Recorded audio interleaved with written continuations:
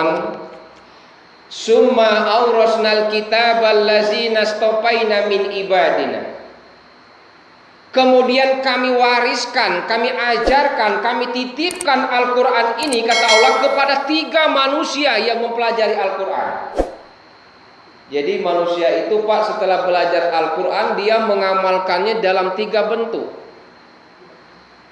Orang setelah belajar Al-Quran, mengamalkan Al-Quran itu terbagi 3. Yang pertama, kelompok orang yang belajar Al-Quran, faminhum zalimul linafsi. Orang yang belajar Al-Quran kemudian zalim kepada dirinya sendiri. Nah ini, zaman ini Pak, orang yang belajar Al-Quran tapi dia zalim dengan dirinya sendiri. Dia percaya dengan Al-Quran, dia percaya sholat itu perintah Allah, dia percaya zakat itu perintah Allah, dia percaya bahwa syahadat itu perintah Allah, tapi dia tidak pernah mau melaksanakannya, Bu. Itu orang yang zalim. Apalagi saya, Bu, ceramah ini berat sebenarnya. Kalau nunjuk ibu model ini, 1 tunjuk 4-nya ngarah ke aku dewe ini. Aduh. Iya kan? Menjadi seorang kiai, seorang ulama itu berat, Pak. Tidak hanya menyampaikan. Al-Quran menggambarkan, ya ayyuhallazina amanu lima taqulu ma la taf'alun. Al-Ankabut ayat 2. Hai orang-orang yang beriman, jangan cuman pintar mengajar kepada kebaikan, tapi kau sendiri tidak melakukannya. Itu berat. Sama seperti kata Pak Zainuddin, waktu kampanye rajin ngamalkan ayat kursi, dapat kursi lupa dengan ayatnya. Itu zalim dengan dirinya sendiri. Jadi ada orang yang belajar Al-Quran itu kemudian dia zalim kepada dirinya sendiri. Dia tahu tentang kebenaran Allah, dia tahu tentang kebenaran Rasul, dan dia tahu Al-Quran itu sebagai pedoman petunjuk yang baik dan tidak baik. Tapi dia tidak pernah mau melaksanakan perintah Allah dan perintah Rasulnya. Itulah orang-orang yang zalim di hadapan Allah. Yang kedua, orang yang belajar Al-Quran itu faminhum muqtasid. Ada orang yang belajar Al-Quran kemudian dia muqtasid, di pertengahan. Nah ini di pertengahan, Bu. Setengah beriman, setengah tidak. Coba bisa bayangkan dong. Setengah beriman, setengah tidak. Ini orang yang muqtasid. Orang yang muqtasid itu setengah beriman, setengah tidak. Giliran duit dikit beriman kan, oh, banyak berdoa masuk masjid kepada Allah, ya kan? Giliran kayol lupa Pak, kepala duduk habis dilantik di situ.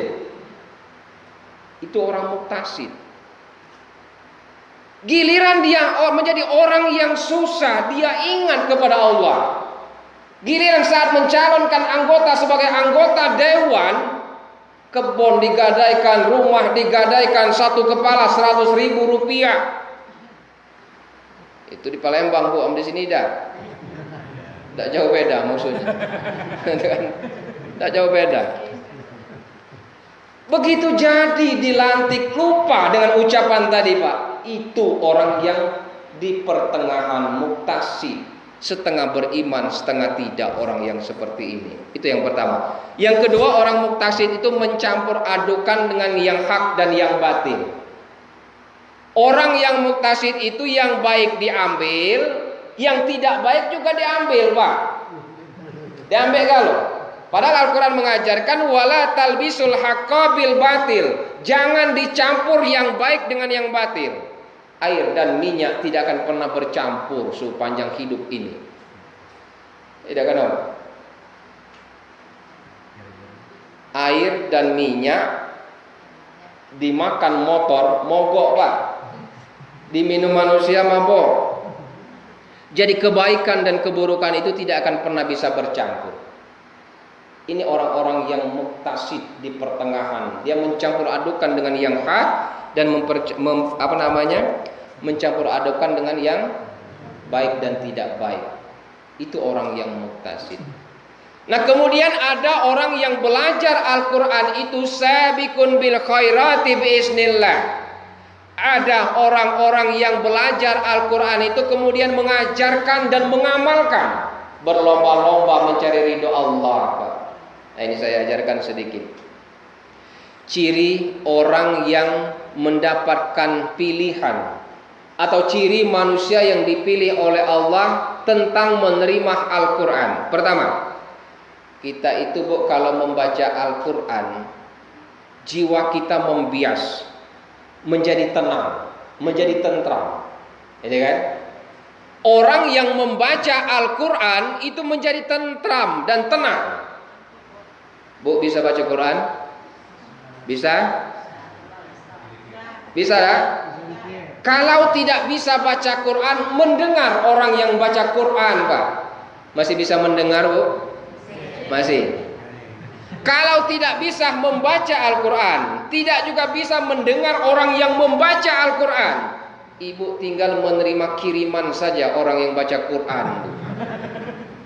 Ya kan? Betul lah, Bu? Tinggal menerima kiriman. Ya kan? Summa ila arwahi khususan.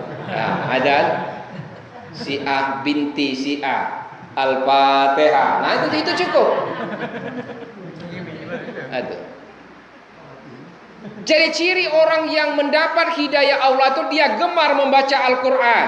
Ini, kalau tidak bisa membaca Al-Quran, dengarkan orang yang membaca Al-Quran. Kalaupun tidak bisa mendengarkan orang yang membaca Al-Quran, tunggu saja kiriman orang yang mengirimkan bacaan Quran, Pak. Masih itulah. Biar dia tidak sholat masih dapat kiriman, Pak. Ya kan? Jadi orang yang membaca Al-Quran itu hatinya tetap akan menjadi tentram dan tenang. Itu ciri yang pertama. Yang kedua, setelah dia membaca Al-Quran, dia mengkaji Al-Quran. Mengkaji itu maksudnya mengakar, yakin bahwa pegangan hidup itu adalah Al-Quran sebagai petunjuk hudal linas wa bayyinatin minal huda wal furqan. Ketika dia sudah belajar, dia mengkaji dan mengamalkan Al-Quran itu sendiri. Nah, setelah dia membaca, mengkaji, maksud mengkaji itu mempelajari apa di maksud dan tujuan Al-Quran ini. Kemudian dia mengamalkan Al-Quran. Tahu mengamalkan kan? Artinya ketika dia mengamalkan Al-Quran itu menjadi menghujam di dalam jiwa dia. Akhirnya manusia yang menjadikan Al-Quran itu menghujam di dalam jiwa dia ini menjadi pribadi yang tidak mudah tergoyahkan. Makanya Nabi itu kana khuluquhul Quran. Akhlak Nabi Muhammad itu Quran, Pak. Setiap ucapan Nabi Al-Quran, setiap tingkah laku Nabi Al-Quran. Jadi orang yang mengamalkan Al-Quran, dia tidak mudah goyah, tercampur mana yang baik dan mana yang buruk. Tidak akan pernah mudah bercampur, Pak. Ini jadi pejabat, anaknya masuk pegawai. Pak, ini uang 100 juta, tolong masukkan anakku jadi pegawai. Haram, Pak, hukumnya. Betul tak? 200 juta, Pak, haram dikit. 300 juta halal. Ada kan? Ini orang yang jadi orang yang mengamalkan Al-Quran, jiwa dia tetap komitmen. Dia menjaga kemandirian dan komitmen dia di dalam mengamalkan Al-Quran. Kemudian setelah dia mengamalkan Al-Quran, dia menyiarkan Al-Quran itu. Artinya dia menjadi khairun nas anfa'uhum linnas. Menjadi orang yang belajar Al-Quran itu tidak hanya untuk pribadinya sendiri, tapi dia menjadikan Al-Quran itu diajarkan kepada manusia. Menjadikan Al-Quran itu sebagai payung hukum atau peraturan yang dia patuh dan taati. Kita ini lebih patuh kepada kitab-kitab KUHP. Betul tak, Pak? Kitab undang-undang hukum pidana lebih tinggi, lebih kita takuti daripada Al-Quran. Itu yang jadi masalah. Ya, Bu. Bu. Sampai di sini.